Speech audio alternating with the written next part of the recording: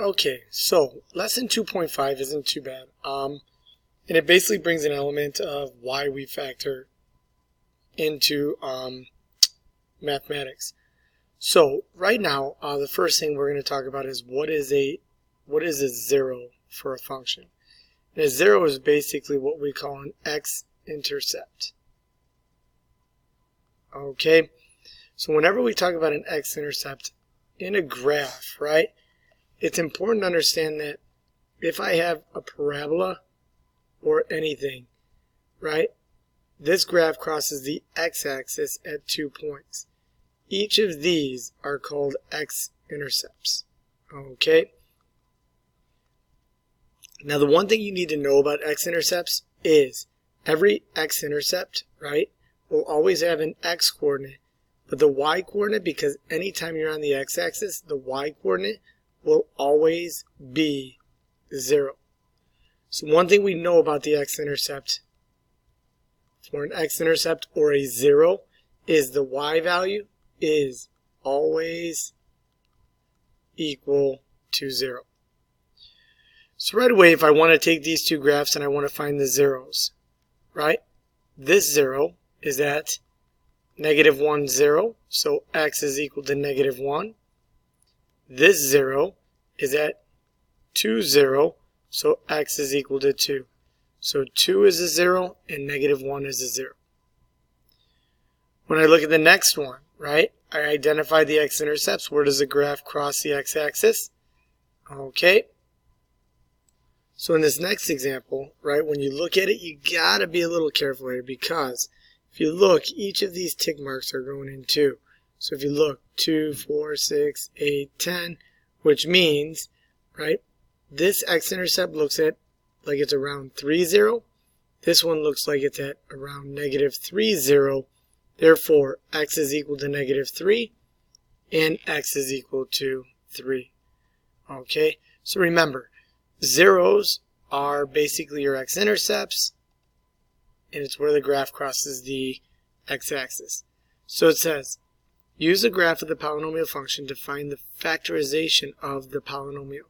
Assume there is no constant term. So right away here, if you think about it, right, one thing we do to solve these functions is use the zero product property.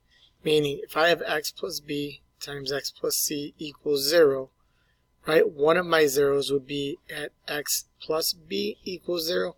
The other one would be at x plus c equals 0. So in this case, one would be at -b, the other would be at -c. So what this actually says is we're working backwards. How would I go from this 0 to the factorization? This 0 to the factorization? Well, the first thing I'm going to do is I'm going to find the zeros. So in this case, right, x is equal to 1.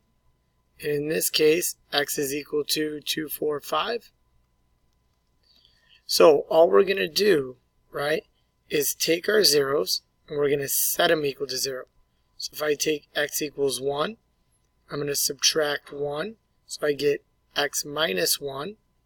Then I'm going to take x equals 5, set it equal to 0, so x minus 5 equals 0.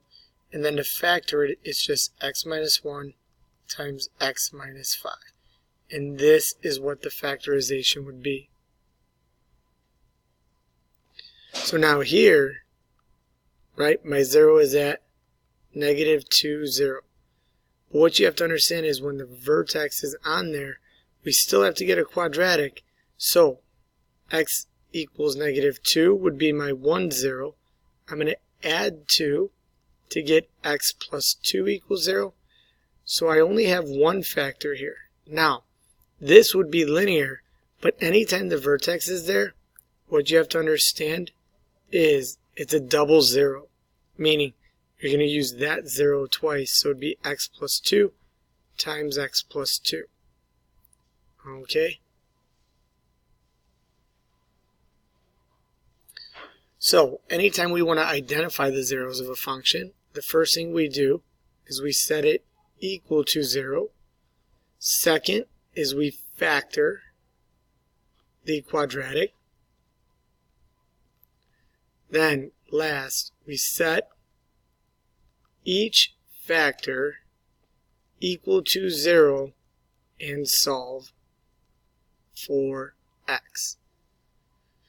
So right away here, if we take x minus 5 times x minus 11, we're going to set that equal to 0. And then we're going to pull each factor out. X minus 5 equals 0. X minus 11 equals 0. When I solve for x here, I add 5. So x equals 5 is 1, 0. Add 11 here. X equals 11 is my other 0. Okay, next one. I'm going to take x plus 1, set it equal to 0. X minus 9 equal to 0. So subtract 1 from both sides, x equals negative 1. Add 9 to both sides, x equals 9. Remember, to find zeros, when I look at this, x plus 1 times x minus 9, this is really equal to y. But what do we know about the zeros? They always have a y value of 0. So we're replacing y with 0. So what value of x would make this equal 0? Well, negative 1 would, and 9 would. So the next one is we're going to replace this f of x with 0.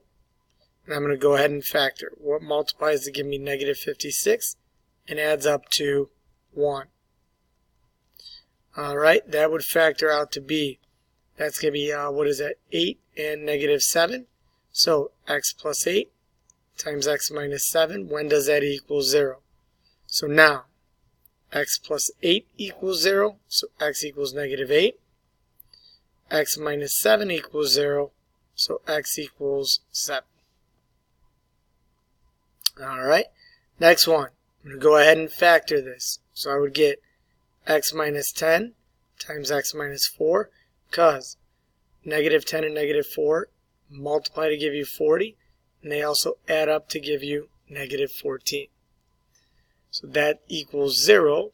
So right now, x minus 10 equals 0, x minus 4 equals 0.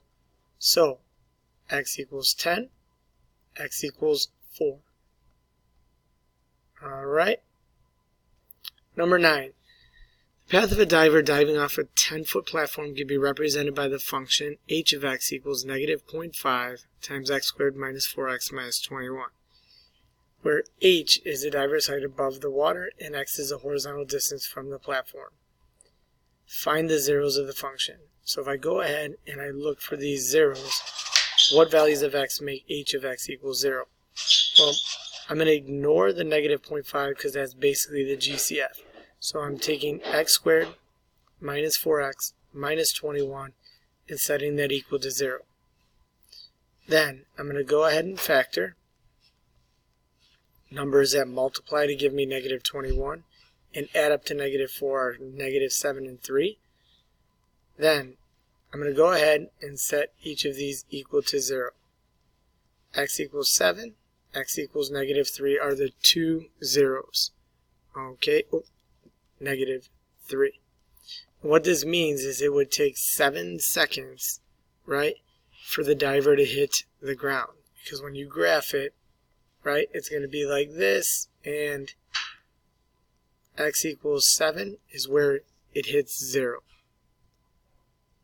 Okay, so number 10 says, the path of the diver coming off the platform can be represented by the function where h is the diver's height above the water and x is the horizontal distance from the platform in feet. Okay, what does the positive 0 represent? So again, they're telling you the distance from the platform. This is the distance from the platform. Okay, so if we're at x equals 7 when he hits 0, right, how far is he away? It means x equals 7 means the diver is 7 feet from the platform. And sorry if I referenced time in number 9. It was just asking for the 0, so I really didn't get into it. Alright, so this kind of gives you an idea of what zeros are and how to find them. If you're good at factoring, this shouldn't be too hard.